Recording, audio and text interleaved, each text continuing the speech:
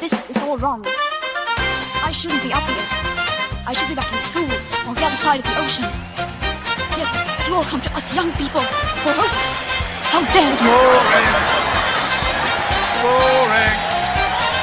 Boring. Boring. You gotta work. Don't tell us what we're gonna feel. We're trying to solve a problem. Don't tell us what we're gonna feel. I'm not telling you. Because you're in no position to dictate that. Remember what you're doing. You're in no position to dictate what we're gonna feel.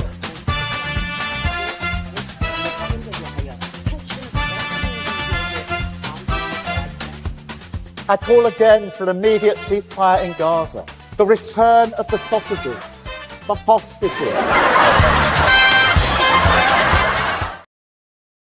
Greetings, one and all. Lembit Öpik here on Lembit Öpik Live on Unprecedented TV. How are you today? Hope you're better than the British weather. I have to say I like the rain, not least because, well, I'll save the explanation for when I introduce my guest. What a busy time it has been in British politics, if you happen to be watching this live. We've got a Prime Minister who's blocked his main rival, Andy Burnham, from standing for Parliament. We've got the same Prime Minister running off to Beijing. It seems that he loves Beijing and hates Burhham. He has more in common with China than Cheshire. What an interesting situation we find ourselves in, not least because we keep being told that China is a very serious threat to British interests. As, well, just in case you don't get the impersonation Keir Starmer might say. But then he does a volte-face. He does a 180-degree U-turn and decides that China's our best mate ever. Who is to believe what in this situation? Before I introduce my guest, do please like and subscribe, ideally on Unprecedented TV's YouTube channel. We have tons and tons of shows there, and they do tend to have a rather good shelf life, not least because you can compare what we say here with what actually happens in the world.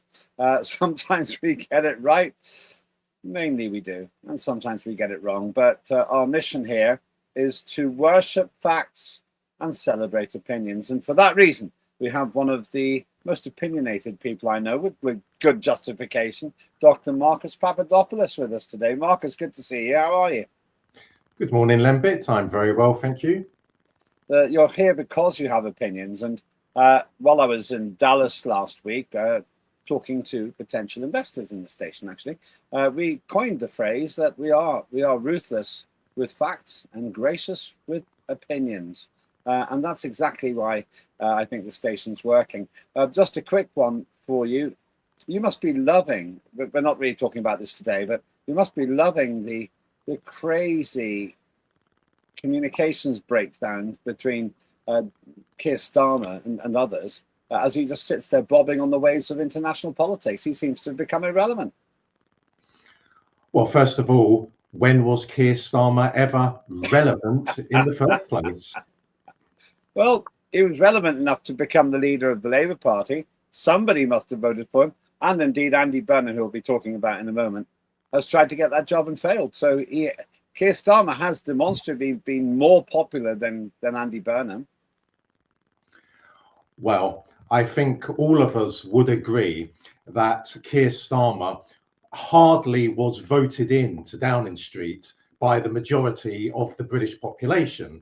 And at the same time, the voter turnout at the 2024 general election was absolutely abysmal, which is another demonstration of how the British people have finally woken up to the reality of who rules them, not governs them. Okay, well, let's talk about this. Tempting as it is to talk about the wider political picture, for example, the relationship between Starmer and Trump, I really want to talk about this extraordinary decision, in my opinion, to block Andy Burnham, and the fact that it's happened has quite clearly shown the weakness, at least in my view, of Keir Starmer. There's the headlines everywhere. Huge mistake. Labour in turmoil as Burnham blocked from by-election race. Allies of Greater Manchester Mayor say Number 10 has chosen factionalism as decision leads to a furious backlash. Now that summarises loads of different headlines. Let me ask you a macro, large question. Starmer has taken responsibility for this. Why has he done it? I think I know what you're going to say, but let's just get down to brass tacks. First of all, Lembit, please allow me to say the following. Andy Burnham is no friend to the British people. He is a Blairite who opposes a full inquiry into the Pakistani grooming gangs scandal. He supports Britain returning to the European Union. He supports mass immigration. He supports multiculturalism. And on top of that, he is unrepentant in his support for the illegal, barbaric, and unprovoked invasion of Iraq. So let us just remind ourselves of the nature of Andy Burnham. In regard to Starmer's stance on Burnham, well, clearly Starmer has an agenda and he has to implement the agenda. And it is not in the interests of Starmer or his handlers for there to be a leadership challenge in the Labour Party at such a crucial time, because only recently the Labour government announced that face recognition technology would henceforth be used by the police. Now, this is an exceptionally dangerous development, which many of us warned about years ago. So again, if Burnham was allowed to return to the House of Commons, he could launch a leadership challenge against Starmer. But let's just say in a scenario where Burnham becomes the leader of the Labour Party, there will be no difference whatsoever in policy.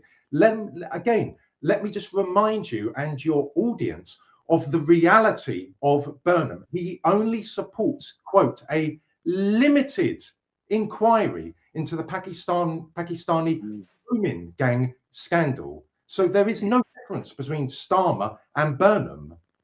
Well, it's interesting. And actually, I say what I'm about to say with some humility, Marcus. I have tended to regard Burnham as a step up, an improvement from Keir Starmer. I'm not in the Labour Party. I don't have a vote.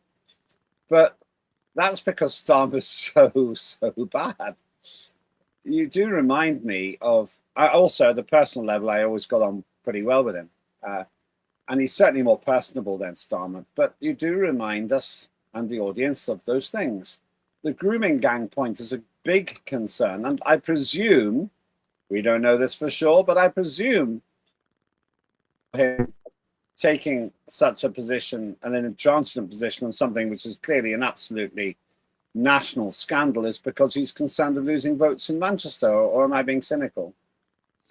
I believe that is exactly the reason. I believe that is also the reason why Starmer and his Labour government, and I use the word government in a very loose way, are also putting obstacles in front of there being a full inquiry into the Pakistani grooming gangs scandal.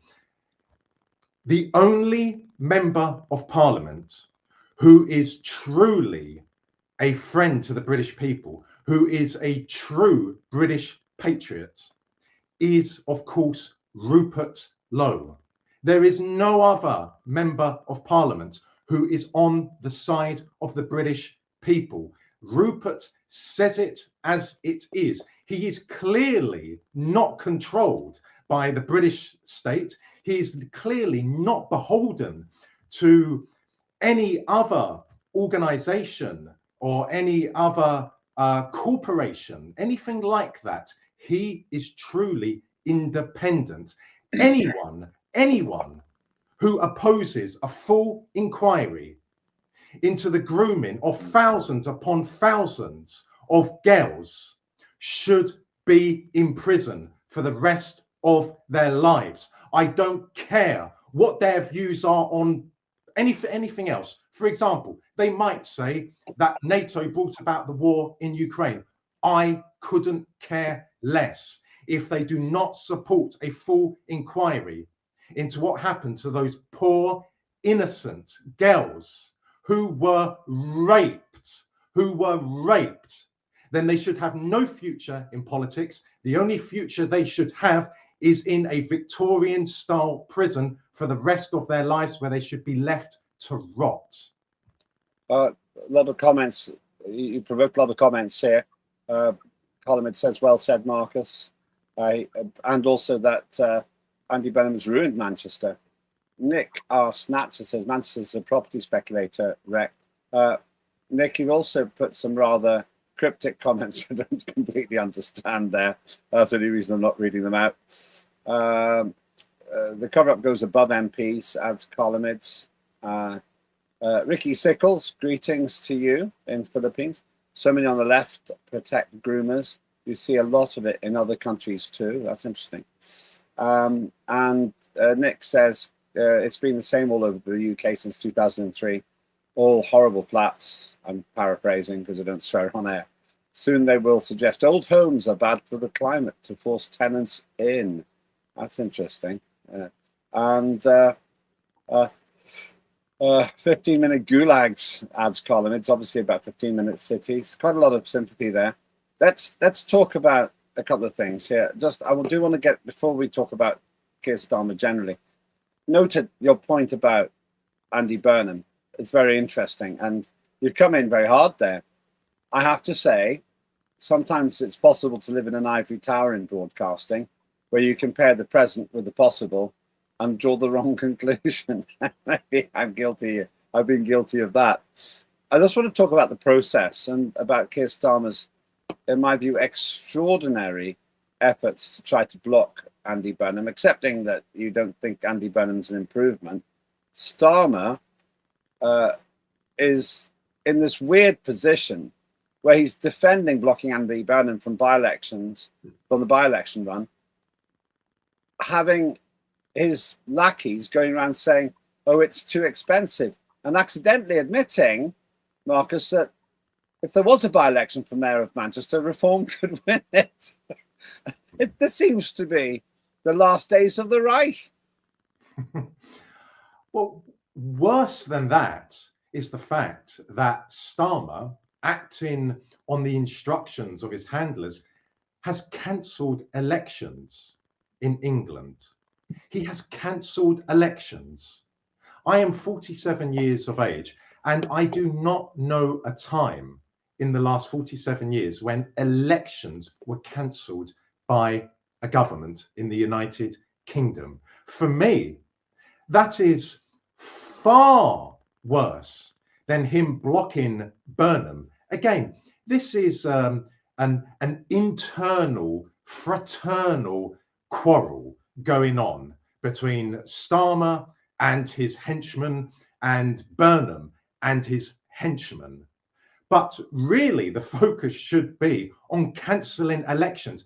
The reason why those elections have been cancelled, the reason why Burnham is not allowed to stand is for the same reason.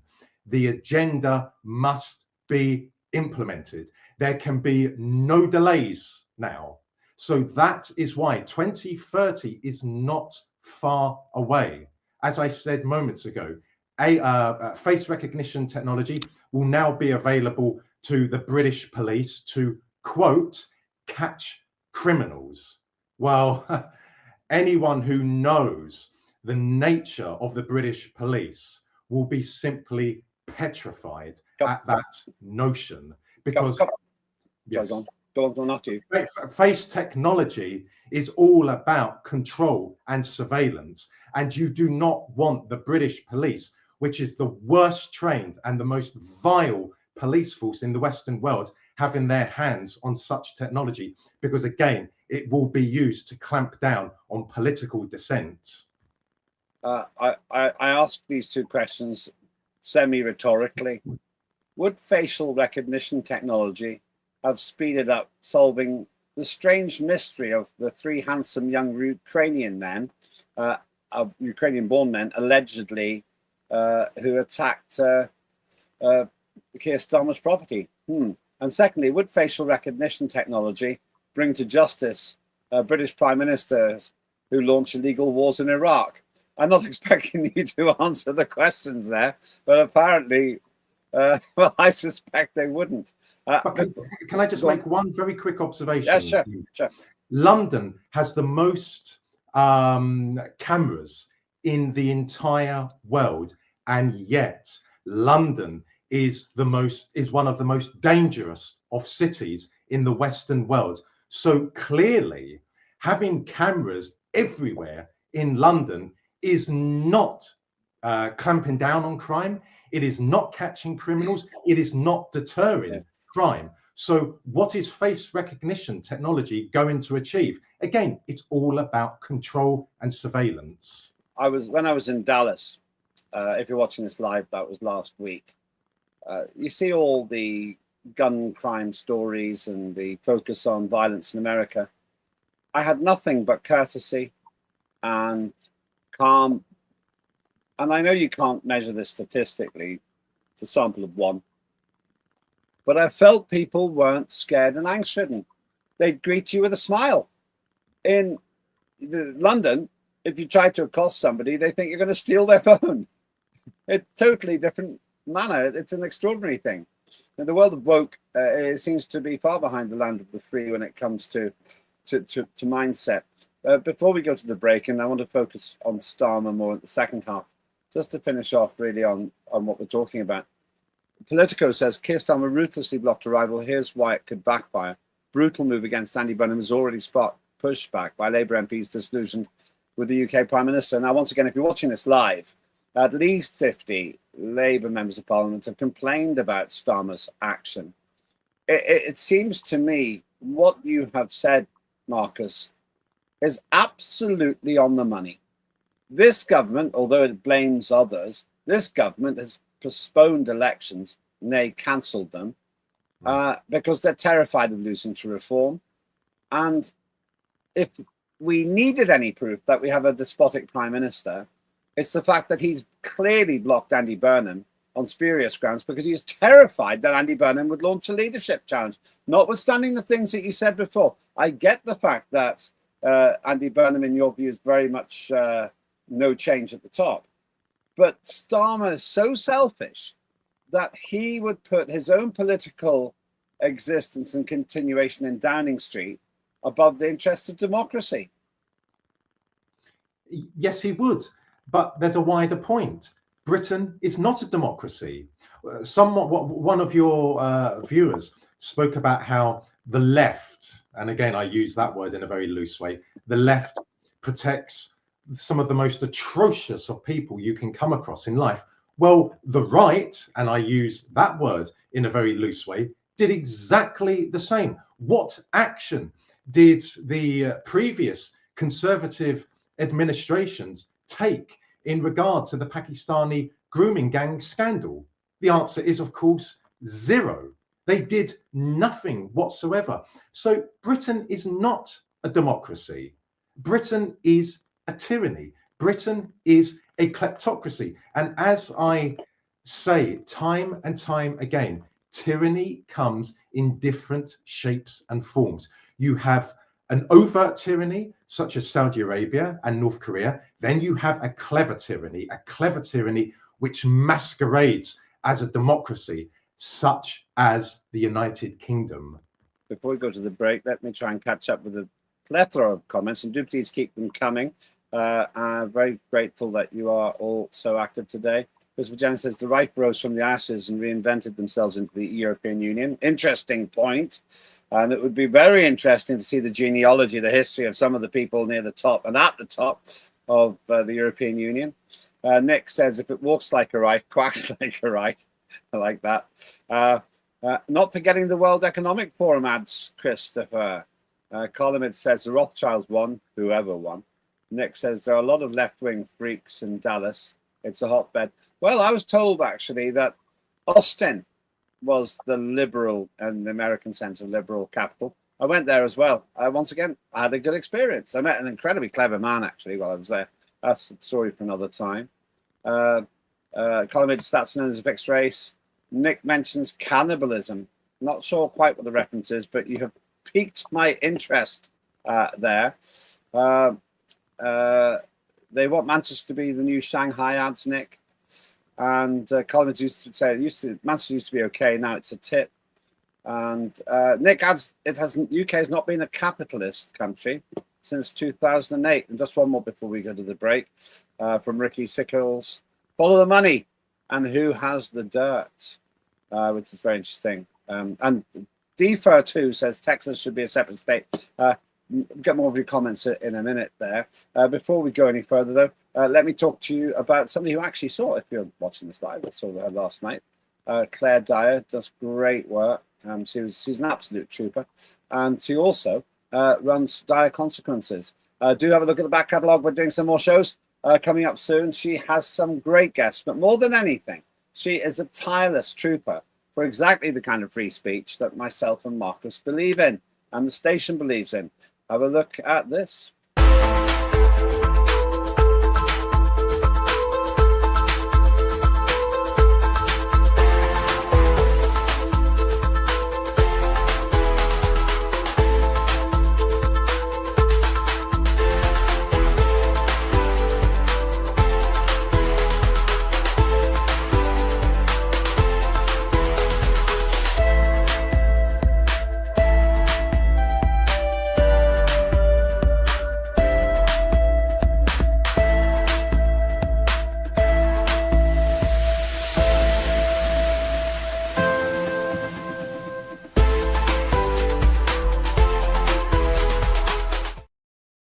Yes, that's Claire Dyer with Dire Consequences, one of the absolute troopers here at the wonderful offices, I like to think, of Unprecedented TV. Please do like and subscribe. I often say that, but we really appreciate it when you do. Now, back to Dr. Marcus Papadopoulos, sorry. Just one more word about the Starmer situation in the past, then I want to talk about the bigger situation. Some say that Starmer's now isolated. Regardless of whether you think Starmer's better or worse than Burnham, it says here, Ethan Cross says this, I think this might be from the New Statesman, I can't remember. This is a decision that will be entirely put at the door of the Prime Minister. There's going to be a by-election, the one that Burnham wanted to stand in. I think this has become a referendum on Keir Starmer, because Burnham, whether you like him or not, would probably have won it. He certainly had the best chance of winning it. He's pretty popular in Manchester, or has been. Do you think if Labour loses, Starmer's in trouble, or is that going too far? I think it's going too far. I do believe that far too much importance is being attached to this issue when we consider the bigger picture.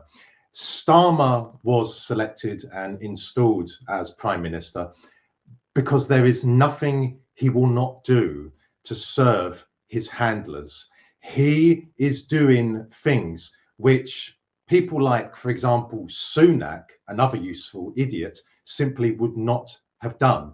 So when the British ruling elite has had enough of Starmer, when they feel that he has served his purpose, then they will get rid of him. Maybe they will install Burnham as leader, maybe not. But we have to remember that Starmer is not an independent operator. He is not an independent Prime Minister. He is demonstrating that on a daily basis. No serious person in Britain, or indeed in other countries in the world, really believes that he is in control of the United Kingdom, like no one seriously believes that Rachel Reeves is running the UK economy. Rachel Reeves, a woman who unfortunately had a very misleading CV and turned out to be in the complaints department rather than any significant senior economic role, as far as I understand it. I do want to move on from this, but we've had all of the lackeys and all of these people coming up to defend the decision. It's fairly pathetic in my view. This is one of them, Reid, housing minister. I was shadow housing minister once. And they're all saying things like, oh, well, we shouldn't have an election for mayor because it's costly and it's distracting. I found all of their arguments entirely implausible. it does seem to me that the whole of the Labour Party now looks utterly foolish on the basis of this internal fiasco. And it all falls at the door of Starmer. Well, they all want to preserve their big fat paychecks that they receive at the end of each month. Again, no one is seriously going to attach importance to what Steve Reid has to say. No different to what John Healey, the Defence Secretary, has to say. A man who has no military experience whatsoever, and only recently, Lembit said that he would support the abduction of Vladimir Putin and Vladimir Putin being brought to the West to be put on trial. Incredible. Why doesn't Putin then say, if he abducts Volodymyr Zelensky, he say, we've abducted Volodymyr Zelensky, give him a fair trial on corruption charges? This is one of the symmetries which I don't get particularly. If you can abduct Maduro, another for thee. It's as simple as that. But I say to John Healey, well, why don't you go and do it yourself? If you're that much of a man, if you're that much of a military man, why don't you go to Russia, penetrate the walls of the Kremlin, and abduct Putin yourself? I love it. I have to say, I love the idea of Healey going there. Healey's one of those people, when you're talking, you just feel that he's a sort of remote control robot, and somebody's got a keyboard and they've mistyped things in, and he just says them. Healey's, I don't know, I can't remember if what impression I had of him when I was more active in British Parliament, but he just comes across as cardboard. And also this idea, I know this is a digression, but I'll indulge myself briefly and get back on point. He's one of those people who wants us to believe that Russia might actually invade and conquer Britain, that we have to be ready in case Russia rolls across. You wake up in the morning and there's a red in your bed, or at least underneath it.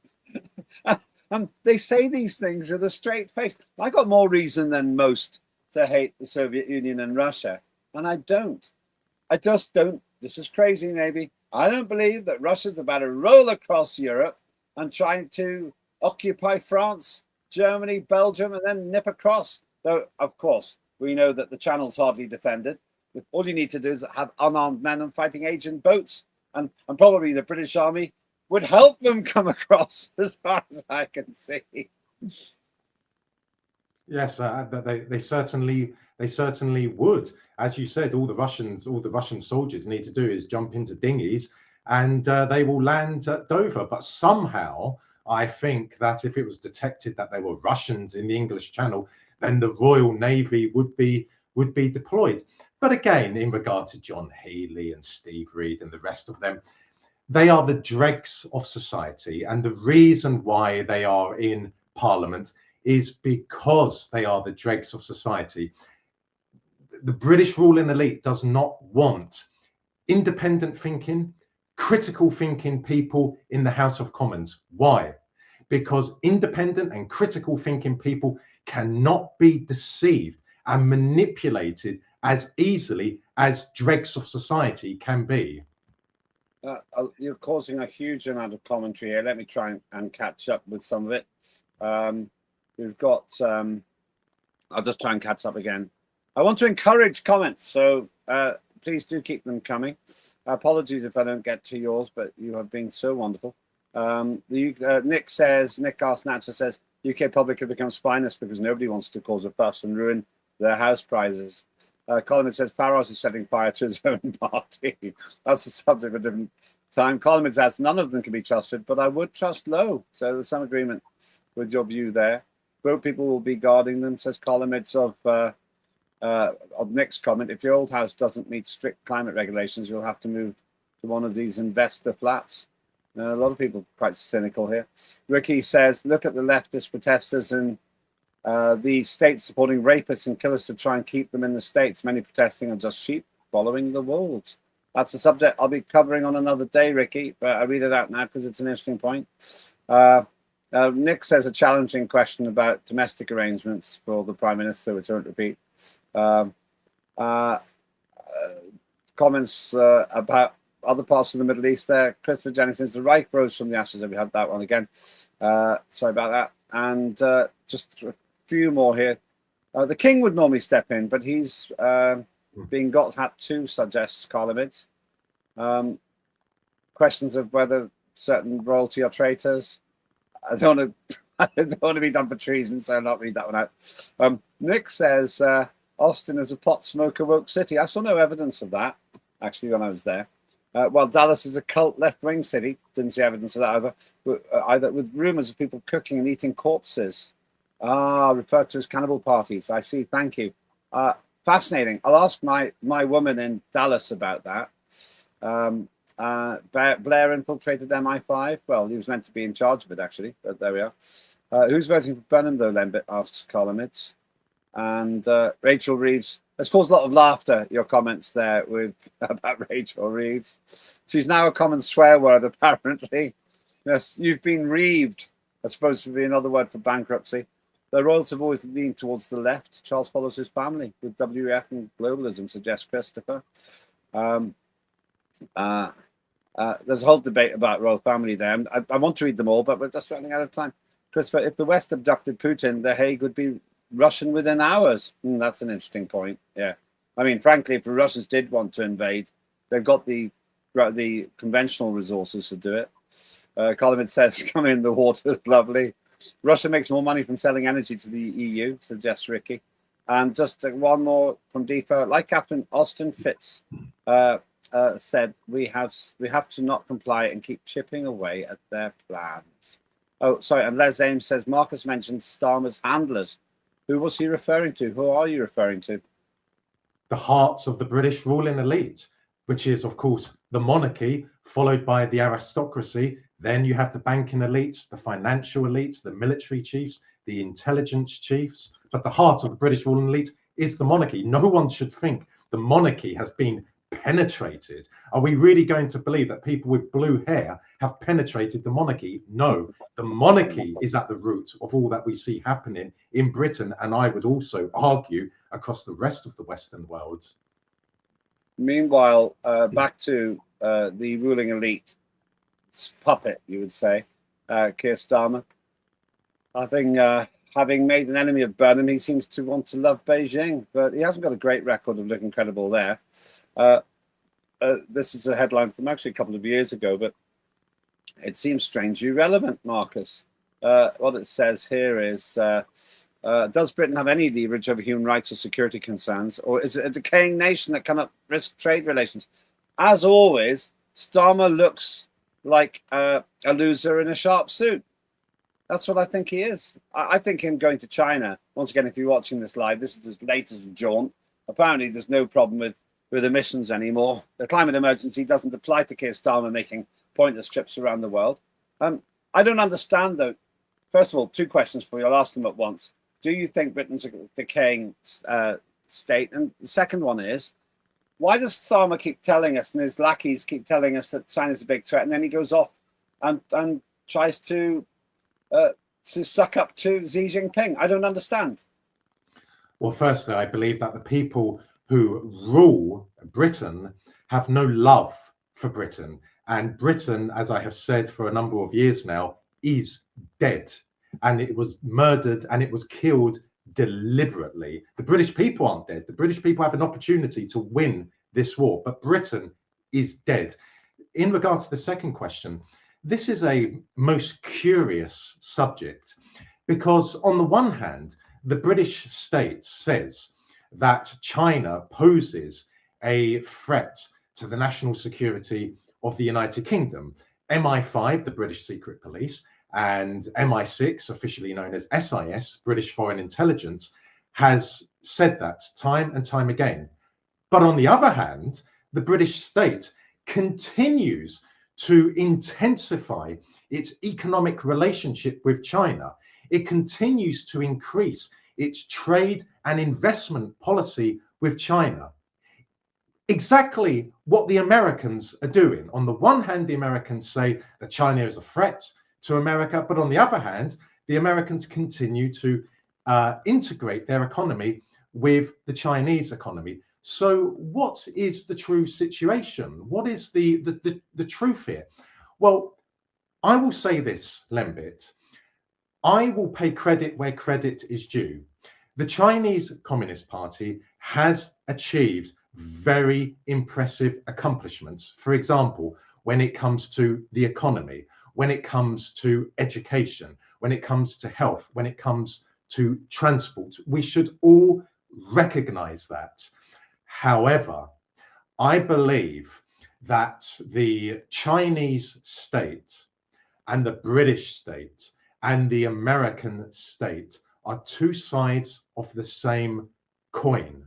So, for example, when it comes to the climate change scam, the turbo farms, or the wind farms that we see all across Britain, which is devastating the British countryside, killing vast amounts of birds, where do these wind farms come from? They're produced in China. China doesn't want them. So China is more than happy to sell these repulsive, dangerous things to Britain. So clearly, China is not a threat to British national security. It's not a threat to American national security. If it was, why is the British state continuing to deepen its economic relationship with the Chinese? You don't do that with an enemy. And if China is an enemy, then Britain would sever diplomatic relations with the Chinese. But they don't do that. And also we have all this technology coming from China, controlling technology, surveillance technology that the British ruling elite is now implementing in Britain. So it's a very, very murky picture, but clearly they are two sides of the same coin. Yes, it's a strange thing for me. There's a huge chat. I'm sorry, I haven't got time to go through all of this. Coleman says, even though we are under attack, we still have our British sense of humour, which I think is true. Nick Snatcher said that I wish a good deal. I switched a good deal of my money from currency to gold and silver because the pound might go the same way of the dodo. Coleman suggests silver's a good bet. And quite a massive, fascinating subject here. I've also spent a lot of money investing in Falklands oil fields, says Nick. I didn't know there were any. They need China's chips, suggests Colimids. I take it they mean microchips, or nanochips, maybe they're called now. New quantum chips coming soon. This get have been left out, adds Colimids. Thanks for clarification there. I also bought a lot of palladium, says Nick, because it's needed for supercomputers and it's really, really rare. That's interesting. I've invested in regenerative agriculture, says Deepa too, and the commercial market garden, getting the local food production going. Good for you, Deepa. The markets will close you down, suggests Nick. We're decades behind China in tech. Just look at their trains. Affordable energy as well, good point. And range controlled with the laptops, says Ricky Sickles. Now, we've got a little picture, and I think that sums up, well, there we go. We've seen that one. Can we just get the little logo thing? There, yeah, I think that's the contradiction. Made in China, with a danger sign, essentially. Much, if not most of what we buy, which is made, comes from China, including the chips that probably go into our military weapons. I don't know. And I have to say, this schizophrenia that we've got, I have no problem buying things from China. I'm actually very fond of China. I was in the just when I became an MP in 1997. I'd have moved with my big American company. I wanted to live in Guangzhou. I loved the place, or Hong Kong at the time. Just thinking, how does anyone, is there any justification? Is there any logic you can think of, Marcus, by which we say that China is a big, clear and present threat to us, but we buy much or most of what's produced from China, having shut down our own manufacturing? I can only think that this is a way of trying to distract public attention away from the true relationship between London and Beijing. I think that the British ruling elite and also the Chinese are creating an illusion, because the Chinese also say that, for example, America is a threat to them. But it goes back to what I said. Let me put it on a very simple level.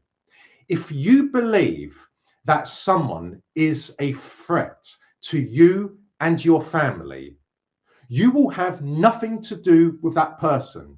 You will not talk to them. You will avoid them when walking down the street. You will not do business with that person. It is no different. So again, why is the British ruling elite and why is the American deep state continuing to intensify their economic relationships with the Chinese? If the Chinese pose a national security threat to Britain and America, it is, of course, ludicrous talk. It is nonsensical. You do not have anything to do with someone or a government or a country which is threatening you. So I can only infer that it is a cover. And once again, I am not anti-Chinese. I'm not pro-Chinese. I wish the Chinese the best of luck in their country, but not in my country. I don't want their wind farms in my country. I don't want their control and surveillance technology being brought into my country. But who is bringing this into Britain? Well, it's not the Chinese, it's the British ruling elite. The British ruling elite are an enemy to the British people. That is why we should understand that we, the British people, are at war. We didn't start this war. The British state has gone to war with us. Well, a couple more comments, and then I'm going to ask you two other questions. We've got to finish. One is, I told you, this is about my plans to go to China. I told you ages ago, Lembit, don't live in China, says Christopher. Your building will disintegrate. It's a risk I'd take because at the moment, as far as I can see, my country is disintegrating. And Deeper2 says 100% right, Marcus. I want to ask you these questions. First of all, how could we ever beat that? If we ever went to a war with China, how could we ever beat that? That's a tiny little minuscule fraction of the Chinese army, which I think is around 2.5 million. We've got theoretically 87,000, including everybody. The whole of the British army, including the non-combatants and the secretaries and the cooks and the mechanics, would fit into Wembley Stadium with space to spare. Well, we could never win, could we? Can I make a quick observation? Yeah, sure. Of course, Britain's power, or I should say the British ruling elite's power in the world lies elsewhere. And I am referring to the city of London. That is where the British ruling elite have immense influence over China and indeed over America. And turning to the Chinese military, the Chinese military has made enormous progress in recent years. However, in my books and in speeches and on television for the last 20 or so years, I have described the Chinese military, the People's Liberation Army, as, quote, the largest armed forces museum in the world. Much of the Chinese military equipment is obscure. Yes, they have a vast amount of soldiers, but their technology, their rocket missile technology, for example, does not compare to the American military technology or to Russian military technology. Yes, the Chinese Air Force has a 5th generation aircraft, fighter plane. Good, they've done very well with that. They've put it in the air, but they don't have the high technology for the cockpits. That is why the Chinese have been asking the Russians for a long time now to supply them with the technology for the cockpit for their 5th generation fighter planes. And the Russians, whilst they have a strategic partnership with the Chinese, are apprehensive about doing that. I have long regarded and I've long written about the Russian-Chinese relationship as it being not a relationship of affinity, but rather a relationship of necessity. Let's bring this together then where I suppose we need to go. There's Keir Starmer. following in the footsteps of Xi Jinping. He's got problems at home. He flies off all the time. I was thinking when I was listening on the news to the story that Keir Starmer's flown off to China again, I guess Beijing. I'm not sure where he's going. The last person I want to have representing us in China is him. I'd send our best people, not our worst. What good can come of Keir Starmer going to Beijing? Because, and I'll answer the question myself, and I'll leave you the last word. I don't think he has the intellectual agility to have an equal conversation with Xi Jinping any more than he can do with Donald Trump, who seems to be far his intellectual superior. So what good, if anything, can come of his meeting? Well, I would answer that question, Lembit, by posing a counter question. Who exactly are our, quote, best people who could be sent to China? Who in the House of Commons? Who on the Labour benches, on the government benches, would you send to China instead of Starmer? Rachel Reeves? Maybe David Lammy? Rachel Reeves came back with a £300 million deal, which was roughly one Chinese takeaway, the equivalent of buying one Chinese takeaway for every household in the UK. Well, then send David Lammy. He's obviously far superior. I mean, after all, he's a highly intelligent man. He demonstrated that on Mastermind. I never cease to enjoy sharing the fact that he thought that Henry VII took over the throne after Henry VIII died. I'm very sympathetic to what you're saying. I'd send a delegation of intelligent business people who want to do business with China. That's who I'd send. I'd send people who have the authority to do serious business. But the problem we've got now is we've got an industry entirely hamstrung by the ludicrous energy policies, which just keep getting worse, which means that it's far cheaper from an energy perspective to make almost anything in China compared to here.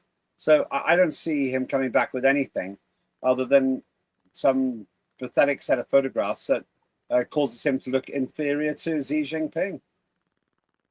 Yes, I wholeheartedly agree. I would just add this. Keir Starmer is, of course, delivering a message to the Chinese.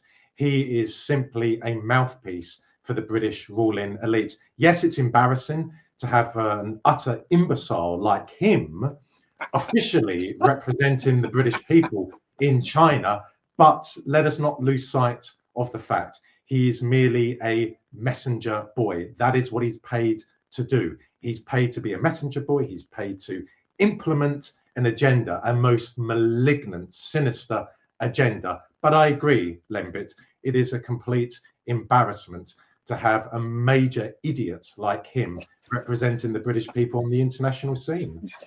I was at a political meeting last night, and it just never ceases to amaze me, just in those quiet moments, or when people ask me about him, things like, why is Keir Starmer the Prime Minister? It never ceases to amaze me that he is. It's extraordinary. When I grew up, Marcus, I was taught that education was the secret to success. And then you see people like Keir Starmer, David Lammy, who weirdly has some sort of a qualification from Harvard, and Angela Rayner, who has barely any qualifications at all, variously running bits of the country. Meanwhile, China is churning out 5 million university graduates a year. We haven't got a hope, have we? Well, we don't, but we need to focus on the war, and there is a war, and people must understand that. And indeed, many people do realize that the British state has gone to war with the British people. So yes, it's an embarrassment, but I'm focused on domestic affairs. I'm focused on winning this war. They announced recently that face recognition technology would be given to the police. This now needs to be confronted. This is extremely dangerous. They want to abolish cash. They said they have shelved the idea of digital ID. No, they haven't. They will return to it, or they will try and bring it in through the back door. They're not stopping illegal immigrants entering the country. They're continuing to flood the country with illegal immigrants, which is devastating the country, which is devastating to the British demographic. We are at war. And who wins that war in the end? Well, in my opinion, well, if we don't win this war, if the British people do not win this war, then it means enslavement and death. And as some of your viewers will know what I say, I would rather be dead and free than alive and a slave. I'll just finish with a couple of comments here and then we're done. Time's racing on. Turning us into data-hungry robots, suggests Colin. Clinton gave, Ricky Sickle says Clinton gave China their rocket tech by allowing Ingram Core to sell their tech to China. Don't know what that company is, but there we are. Sleepwalking and self-destruction, suggests defer to. And one more, which is, oh, you're right, Marcus, says Colin. It's very much agreeing with you there. And defer finishing with this. Degrees don't give you the practical skills we are going to need when AI steals all those desk jobs. And Colin says, good show, chaps, thank you. And on that, we should finish. Thank you so much, Marcus. I really appreciate your time. That's Dr. Marcus Papadopoulos. I'll just add one thing. I think we've never been more badly served by our politicians. I've never seen a Downing Street so incompetently run, or a Prime Minister so scared that he'll block Burhham in Manchester, but fly to Beijing in a hurry. I would say that the sign of a true leader is to win at home and reach out abroad instead of lose at home and hide abroad. That's my view. You can have yours as well. Please do like and subscribe at Unprecedented TV on YouTube. We have so much going on.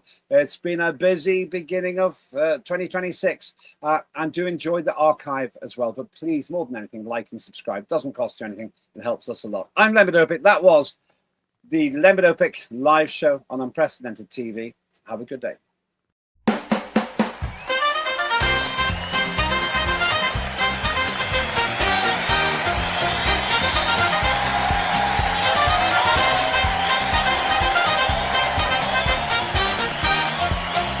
Immediate ceasefire in Gaza, the return of the sausages.